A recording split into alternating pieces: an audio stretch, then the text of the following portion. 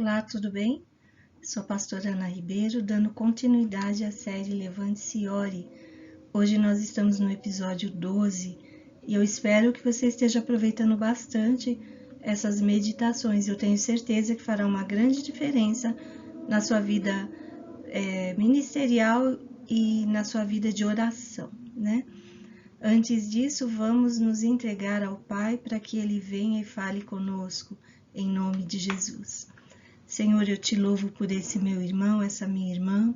Eu te agradeço, Pai, por esse meu amigo, essa minha amiga. E é só o teu Espírito quem pode falar com eles, Pai. Eu sou apenas um canal transmitindo as verdades que o Senhor tem me ensinado. Mas é o Senhor que pode colocar vida nessas palavras, transformando a mente, o coração, trazendo luz, trazendo graça, trazendo sabedoria. E é isso que eu te peço.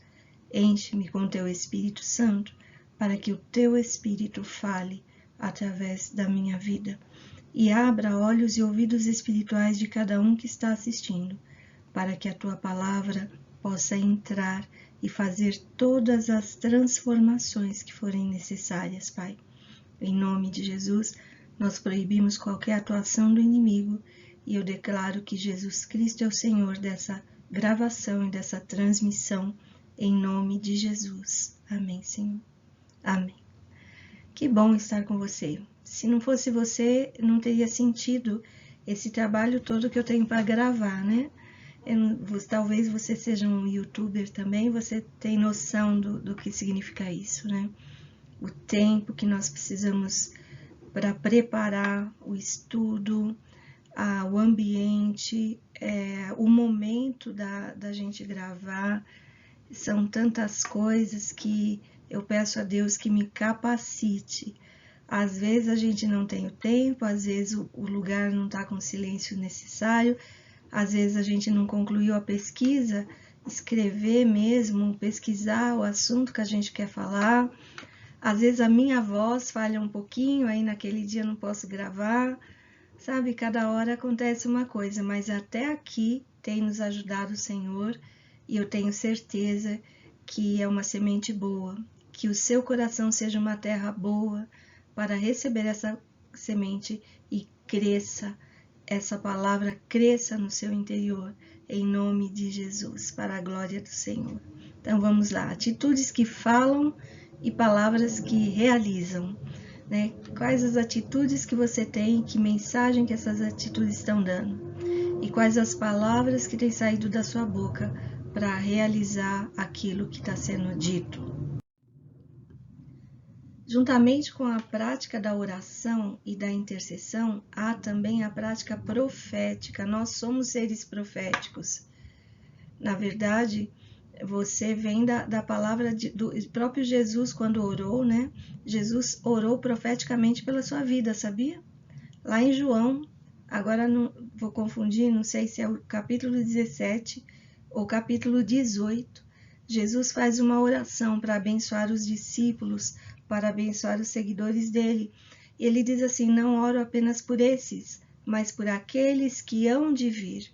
Então, 2000 anos atrás, o Senhor orava por você. Então, você é uma resposta profética, né? Deus deixou para a igreja dons espirituais para a edificação do corpo de Cristo. A palavra profético significa falar sobre coisas futuras. Também significa declarar ou decretar algo em nome de Jesus. Algo que é para acontecer ou para mudar. Palavras ou atos proféticos, você já deve ter ouvido essa expressão, vamos fazer um ato profético. E talvez você fique até, mas será que isso aí vale mesmo? Como é que é isso, né? Biblicamente, sim, Deus aprova esses atos proféticos. Eles preparam o caminho, anunciam algo que Deus quer fazer e pela fé chamam à existência aquilo que se espera. João Batista tornou-se o meio de execução pelo qual Deus cumpriu a profecia, por exemplo, né? Que estava no livro de Isaías, anunciando o tempo de arrependimento para a chegada do Messias. Isaías 43 diz assim: uma voz clama no deserto, preparem o caminho para o Senhor, façam no deserto um caminho reto para o nosso Deus. Foi exatamente esse o ministério de João Batista, foi morar no deserto. E ali as pessoas, as multidões iam para ver o que aquele homem estava falando no deserto. E a mensagem dele era: arrependam-se, o reino de Deus é chegado. Ele pré-anunciou a chegada do Messias, exatamente como estava escrito em Isaías 40, muitos e muitos anos antes do nascimento de João Batista. Obediência e fé caminham juntas, né? A obediência a Deus traz uma reação de Deus. Você obedece a Deus, mexe o coração do Pai, aquele Pai amoroso, e Ele vai trabalhar a seu favor. E a fé libera o agir de Deus para fazer alguma coisa aqui na terra. Se você tem pouca fé, peça ao Espírito Santo de Deus, fala: Espírito Santo, me capacita, me ajude, Senhor. Abençoa-me para que eu consiga ter fé naquilo que o Senhor já me prometeu, naquilo que está escrito na sua palavra. Atos e declarações proféticas são validados quando feitos sob a orientação de Deus e com fé, né? O ato em si não quer dizer nada, ele sinaliza para o mundo espiritual uma mensagem. Essas práticas liberam no mundo natural o que está no mundo espiritual, fazendo cumprir a vontade de Deus aqui na terra. O que são atos proféticos? A palavra do Senhor traz vários atos realizados no mundo físico, sinalizando para acontecimentos no mundo espiritual, revelando uma mensagem profética da parte de Deus. São atitudes. Quando intercedemos, podemos ser usados pelo Espírito Santo para fazermos atos proféticos. Alguns exemplos encontrados na Bíblia, antes que alguém diga isso aí não é bíblico, não tem nada a ver, na Bíblia tem vários atos proféticos. Por exemplo, lá em Ezequiel 6, o Senhor diz para Ezequiel: profetiza contra os montes. Ele estava vendo a montanha, estava vendo coisas ali, e o Senhor falou assim para ele: profetiza contra os montes, né? Você está falando como a montanha.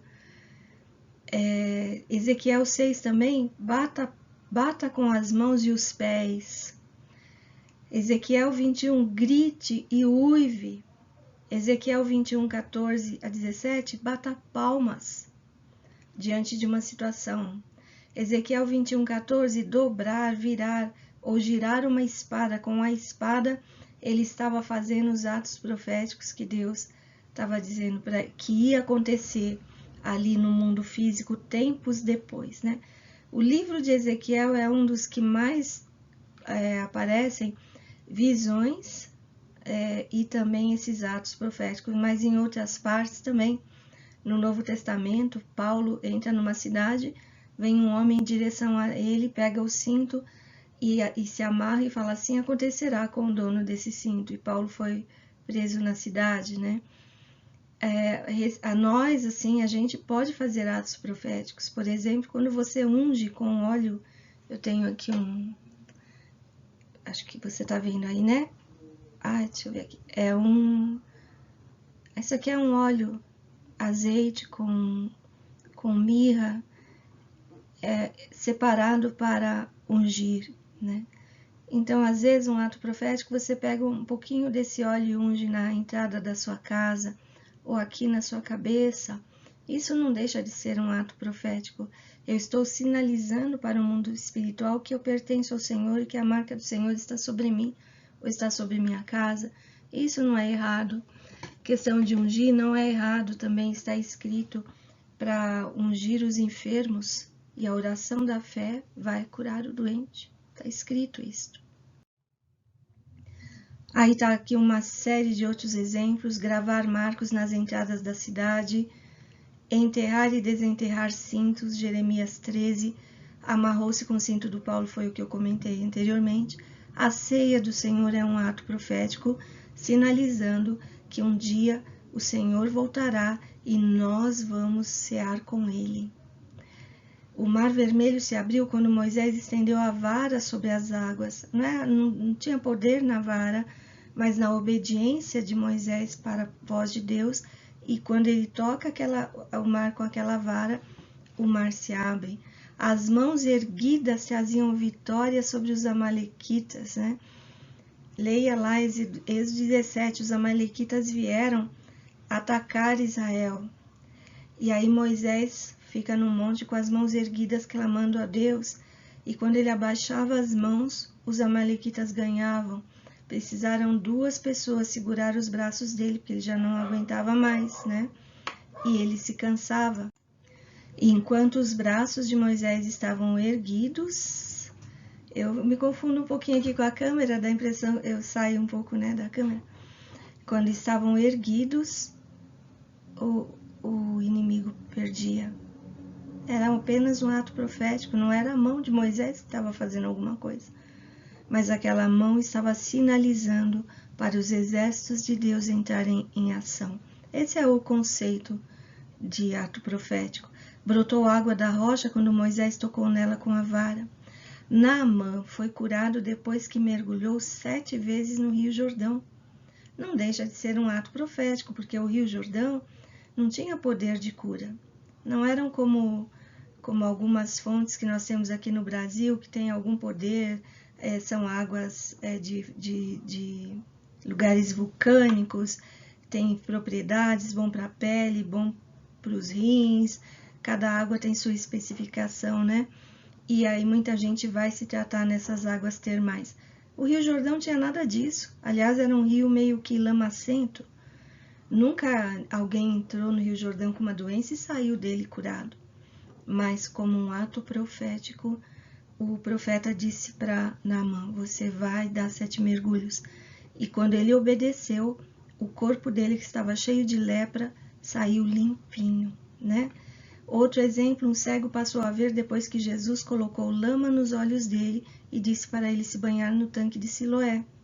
Havia um tanque lá que o pessoal ia, e aí Jesus fez o lodo e pôs nos olhos. Apenas um ato profético, nós viemos do pó da terra e o Senhor refez os olhos, com aquela lama o Senhor refez os olhos daquele homem cego. Isso não quer dizer que toda a lama vai curar, mas na obediência, dirigido pelo Espírito Santo de Deus, a gente dá sinalização para o mundo espiritual, para os anjos de Deus, para o Senhor agir em favor daquilo que nós estamos orando. Há também, além desses atos proféticos, as declarações proféticas. Jeremias foi usado por Deus para declarar os planos do Senhor sobre as nações. Várias e várias profecias de Jeremias eram para as nações e para anos e anos e anos depois. Jeremias 6, 18 a 19, vejam, nações, observe, ó Assembleia, o que acontecerá a eles. Ouça, ó terra. Jeremias falando para a terra, né? Vou trazer desgraça sobre este povo, fruto das suas maquinações, porque não deram atenção às minhas palavras e rejeitaram a minha lei. Miqueias 1,6 está escrito, ouçam todos os povos, prestem atenção, ó terra e todos os que nela habitam, que o Senhor soberano do seu santo templo testemunhe contra vocês, vindo palavras de juízo, e foram coisas, profecias que vieram há décadas e décadas depois. Quando falamos em nome de Deus, dirigidos pelo Espírito Santo, as coisas acontecem. A declaração inspirada pelo Espírito Santo libera o poder de Deus para agir. Não basta você repetir feito um papagaio ou declarar sem mais nem menos, tipo assim, vou declarar para ver o que acontece. Não. São declarações que vêm de dentro de você que às vezes você nem pensou e vem aquela palavra. Isso acontece muito quando eu estou pregando, muito mesmo. Às vezes eu preparo, né? Sou do tipo que é o meu jeito de ser, eu preparo o esboço, a palavra que eu vou pregar, mas às vezes ela vai para um outro viés completamente diferente e não é que eu elaborei antes. Na hora, o Senhor vai dando. E há casos até que às vezes eu estou pregando coisas que antes eu não tinha refletido daquela maneira e naquele momento o Senhor traz uma luz diferente para aquele texto e eu também sou ministrada. Eu estou ministrando, mas o próprio Espírito está falando comigo. Então, declarações inspiradas pelo Espírito Santo libera um poder extraordinário de Deus. Quando você sabe qual é a vontade de Deus para determinada situação, nas suas orações comece a declarar a vontade de Deus e Deus agirá. Eu declaro que o meu pai ficará curado. Eu declaro que o meu filho terá um bom casamento. Eu declaro que a minha filha será próspera. E, enfim, comece a declarar coisas que você sabe que já é da vontade de Deus. Não chame o problema, chame a solução. Deus realiza através das palavras ditas pelos seus profetas, e Ele honra o que sai da sua boca.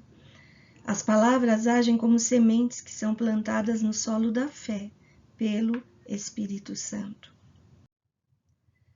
E fico aqui com essa palavra hoje, né?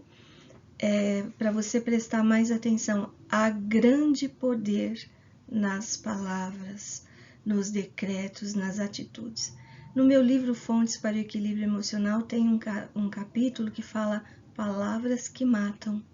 É bom você saber que tipo de palavra que mata para você evitá-las. Eu convido você a fazer essa leitura que eu tenho certeza que o Senhor vai falar com você.